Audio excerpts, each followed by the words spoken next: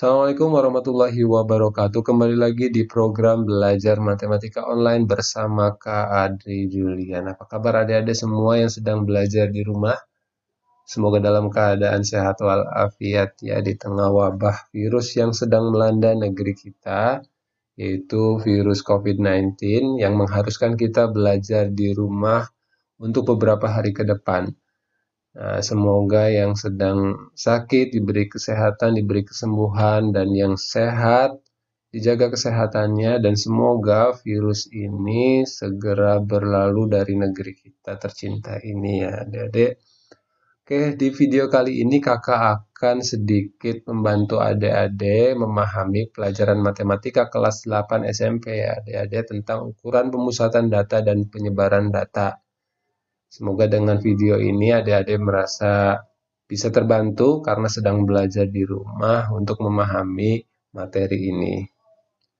Oke, langsung saja kita akan pelajari ukuran pemusatan data dan penyebaran data. Yang pertama, ukuran pemusatan data. Nah, ukuran pemusatan data ini akan kita pelajari 3 poin ya. Yang pertama yaitu min atau rata-rata. Kemudian yang kedua, modus. Nah, modus ini adalah nilai yang sering muncul. Dan yang ketiga yaitu median. Nah, median ini adalah nilai tengah dari suatu data yang sudah terurut dari mulai terkecil sampai terbesar ya. Oke. Jadi dari ukuran penyebaran data, ukuran pemusatan data ini kita akan pelajari 3 poin ini. Oke. Lanjut dulu ya. Untuk ukuran penyebaran data,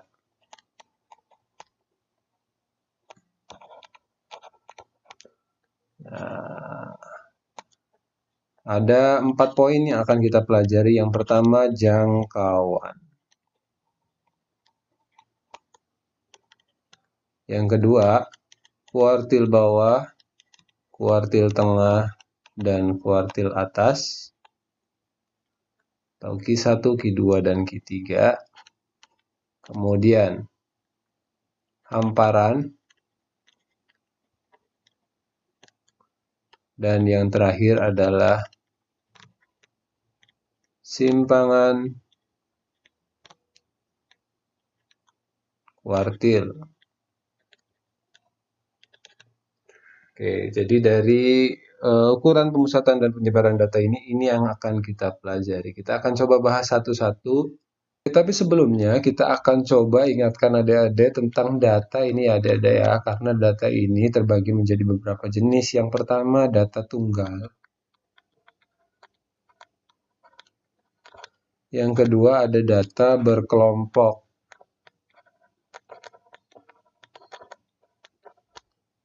Nah, untuk tingkat SMP yang akan dipelajari hanya untuk data tunggal terlebih dahulu ya. Nah, untuk data berkelompok nanti kita akan pelajari ketemu lagi di materi SMA. Nah, untuk data tunggal ini terbagi menjadi 2 jenis juga. Ada data tunggal biasa dan ada juga data tunggal berbobot. Oke. Nah, contohnya seperti apa data tunggal biasa? Contohnya misalnya di sini ada suatu data 6, 6, 7, 5, 8, 7, 8, 9, 6. Nah, ini bentuk dari data tunggal biasa ini. Ya. Bagaimana dengan data tunggal berbobot? Kalau data tunggal berbobot, penyajiannya tidak dalam bentuk seperti ini, tetapi dalam bentuk tabel X dan frekuensi. Nilai X-nya misalnya 5. Berapa frekuensinya atau banyaknya nilai X ini? Nilai 5 ini ada berapa? Kalau kita lihat di sini nilai X ada, nilai 5 ada 1. Oke, ini. Kemudian 6 ada berapa? 1, 2, 3. 7, 1, 2. 8, 1, 2. 9, ada 1. Oke. Nah, ini adalah data tunggal berbobot. Jadi setiap nilai dari suatu data ini memuat frekuensi berapa atau bobotnya berapa. Oke, sekarang kita langsung mulai mencari nilai rata-rata atau min ya. Oke. Nah, min ini biasanya disimbolkan dalam bentuk X bertopi ya, seperti ini. Rumusnya X rata-rata itu adalah sigma XI, di mana I ini mulai dari anggota pertama sampai ke N. Oke. Jadi data pertama sampai data terakhir dijumlahkan. Kemudian dibagi dengan banyaknya data atau N. Banyaknya data ya. Nah, atau dengan kata lain, sigma XI ini adalah jumlah dari seluruh data yang ada mulai dari X1, kemudian X2, kemudian X3 ditambahkan sampai dengan Xn. Oke. Kemudian dibagi dengan banyaknya data. Oke. Nah, kita coba ambil contoh. Nah, ini untuk data tunggal biasa ya. Nah, ini untuk data tunggal biasa yang ini. Oke, kita coba ambil contoh. Ada yang ada di atas ini, ada suatu data 6, 7, 5, 8, 7, 8, 9, 6. Kita masukkan ke dalam rumus ini. X yang pertama 6 ditambah 6 ditambah 7 ditambah 5 tambah 8 tambah 7 tambah 8 tambah 9 ditambah 6. Dibagi dengan banyaknya data. Dan banyaknya data berarti 1, 2, 3, 4, 5, 6, 7, 8, 9. Ada 9. 1, 2, 3, 4, 5, 6, 7, 8, 9. Oke, kita jumlahkan yang bagian atas. 6 tambah 6, rata-ratan aja ya di sini ya. 6 tambah 6, 12. 7 tambah 5 juga 12. 8 tambah 7, 15. 8 tambah 9, 17. Tambah 6. Kemudian 12 tambah 12. Boleh kita tulis di sini. 24 tambah 32 ditambah 6. Oke. 32 tambah 6, 38 tambah 24. Berarti berapa nih? Kita oret-oretan lagi ya. 38 tambah 24. 8 tambah 4, 12 sisa 1. 1 tambah 3, 4 tambah 2, 62. Berarti ini adalah 62. Ini jangan ketinggalan, dibagi 9. Oke, ini juga dibagi 9. Hasilnya, kalau dihitung itu 6,89. 62 dibagi 9, 6,89. Ratanya adalah 6,89. Nah, bagaimana kalau data tunggal berbobot? Kalau data tunggal berbobot, kita rumusnya seperti ini ya. Sama dengan sigma fx dibagi dengan sigma F. Oke. Mulai dari data pertama sampai data terakhir sama seperti ini ya. Nah, berarti di sini sigma Fx itu adalah X kali F yang pertama itu ditambah X2 kali F2 begitu ya, ditambah X3 dikali F3 ditambah dan seterusnya sampai dengan Xn Fn. Oke. Kemudian dibagi sigma F-nya sama, F1 ditambah F2 ditambah F3 ditambah dan seterusnya sampai dengan Fn. Nah, ini dia rumusnya. Oke, nah ini untuk data tunggal berbobot ya, untuk rumus yang kedua ini. Bagaimana cara menggunakan rumus ini? Kita lihat contoh yang di atas masih sama ya contohnya ya. Nah, sebelum kita gunakan, sebaiknya kita cari dulu nilai Fx atau nilai Xf atau nilai X dikali F. Kita cari dulu nilai ini. Mulai dari X1 dikali F1 berarti 5 kali 1 begitu ya. Oke. Kita cari dulu nilainya. 5 X1 dikali F1 berarti 5 kali 1 sama dengan 5. Oke. Kemudian 6 dikali 3, 18. 7 kali 2, 14. 8 kali 2, 16. 9 kali 1, 9. Oke, kita cari juga sigmanya atau jumlahnya. Sigma F berarti jumlah dari mulai dari F1 sampai Fn. F1-nya 1, tambah 3, 4, tambah 2, 6, tambah 2 lagi, 8, tambah 1, 9. Oke, sigma F-nya 9. Sekarang sigma Fx, berarti 5 ditambah 8, 23, tambah 14, berarti 37. 37 tambah 16, 6 tambah 7, 13, sisa 1 berarti 53 tambah 9.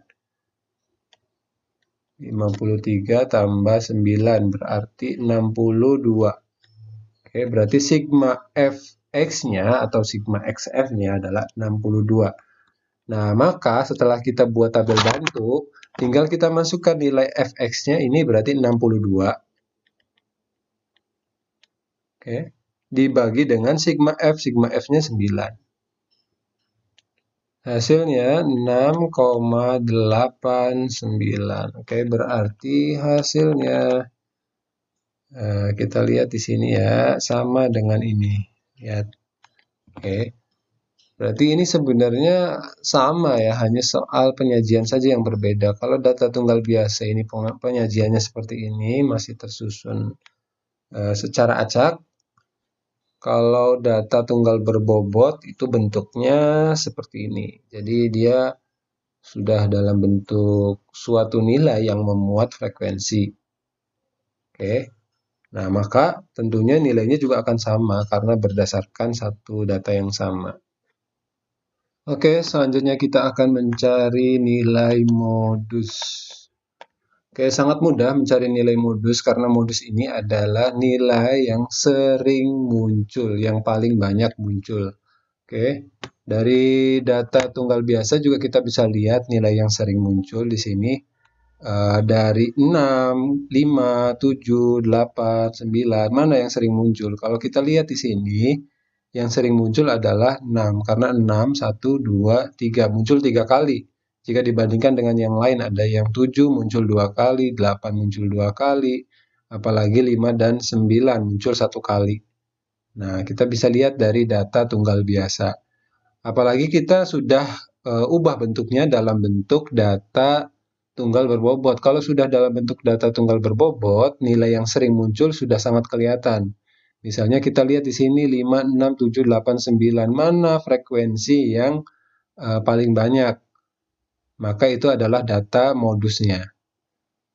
Kita lihat di sini 5 hanya 1 munculnya, kemudian 6 3 kali, 7 2, 8 2 kali, 9 1 kali. Berarti modusnya adalah oke, di sini kita tulis modus. Ya, modusnya adalah nilai yang sering muncul. Nah, maka nilai yang sering munculnya adalah atau modus sama dengan 6 kalau berdasarkan data ini. Oke, jelas ya. Selanjutnya kita akan mencari median. Nah, median itu apa? Median itu adalah nilai tengah dari suatu data yang sudah tersusun terurut ya, mulai dari yang terkecil sampai yang terbesar. Oke, jadi data ini, data tunggal biasa, kalau tersusun masih secara acak seperti ini, kita harus urutkan dulu mulai dari yang terkecil. Berarti yang terkecil di sini berapa? 5 ya. Koma 6. Ada berapa? 6-nya 3 ya berarti ya. Koma 7, koma 7, koma 8, koma 8, koma 9. Nah, ini kita sudah tersusun secara urut ya. Nah, untuk median yang nilainya ganjil,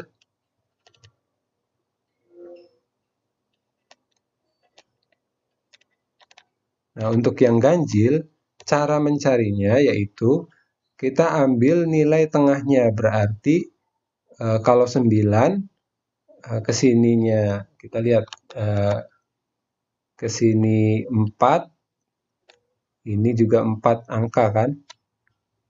Nah, berarti tengah-tengahnya yaitu 7. Jadi medianya adalah nilai tengahnya yaitu 7. Oke. Jelas ya. Nah, kalau untuk median yang banyak datanya genap, contohnya ini misalnya ini kita hapus nih angka 7-nya ya. Coba kita lihat di sini. Nah, misalnya begini. Ada 8 anggota untuk data ini. Berarti 5, 6, 6, 6, 7, 8, 8, 9. Totalnya ada 8 anggota. Berarti kalau 8 kan genap. Nah, maka kita langsung bagi 2 saja. Ya. Oke, kita bagi 2. Berarti ke sini 4, ke sini juga 4. Nah, medianya berapa? Medianya adalah nilai data dari sebelum yang di tengah ini, berarti 6. Oke, ditambah sesudah yang di tengah, 7, dibagi 2. Oke, berarti 6 tambah 7, 13 dibagi 2, sama dengan 6,5. Medianya berarti 6,5. Oke. Nah, sekarang bagaimana kalau datanya dalam bentuk data tunggal berbobot seperti tabel ini? Maka yang perlu kita cari yang pertama adalah sigma F-nya dulu atau jumlah dari frekuensinya. Kita jumlahkan dulu 1 tambah 3 tambah 2 tambah 2 tambah 1, 9. Nah, kalau sudah diketahui jumlahnya, kita lihat di sini mediannya ganjil apa genap. Kalau ganjil, kita kurangi dulu 1. Berarti 9 kurangi 1 sama dengan 8. Nah, berarti medianya adalah 8 dibagi 2. sama dengan 4 ditambah 1 sama dengan 5. Nah, maka nilai X yang kelima ini adalah nilai mediannya. Oke, kita cari di sini nilai X yang kelima itu berapa sih? Nilai X yang pertama yaitu 5. Ini kan. Kemudian yang kedua 6. Yang ketiga juga 6. Yang keempat juga 6. Berarti 1 sampai 4 ini bukan nilai median. Maka nilai mediannya adalah yang kelima. Berarti di sini letaknya. Maka nilai mediannya adalah 7. Oke, nilai mediannya adalah 7. Jelas ya? Nah, sekarang bagaimana kalau nilai mediannya dalam bentuk bilangan genap? Total frekuensinya genap. Misalnya di sini kita ganti jadi 1. Ini contoh ya. Berarti di sininya kan 8. Nah, kalau genap, maka kita tinggal bagi 2. 8 bagi 2 berarti 4. Oke. Nah, maka nilai mediannya adalah data yang keempat. Data yang keempatnya berapa? Di sini 1, 2, 3, 4 ada di sini berarti 6. Ditambah data yang kelima. Nah, data yang kelimanya 7. Dibagi 2 sama dengan 13. Dibagi 2 sama dengan 6,5. Oke, ini adalah mediannya. Bukan 5 ya, ini hanya mencari saja.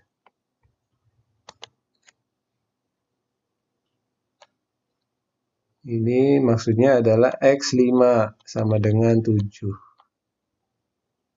Oke. Nah, itu dia median. Oke, nanti kita akan bahas untuk ukuran penyebaran data, yaitu jangkauan, kuartil 1, 2, 3, hamparan, dan simpangan kuartil di video bagian kedua.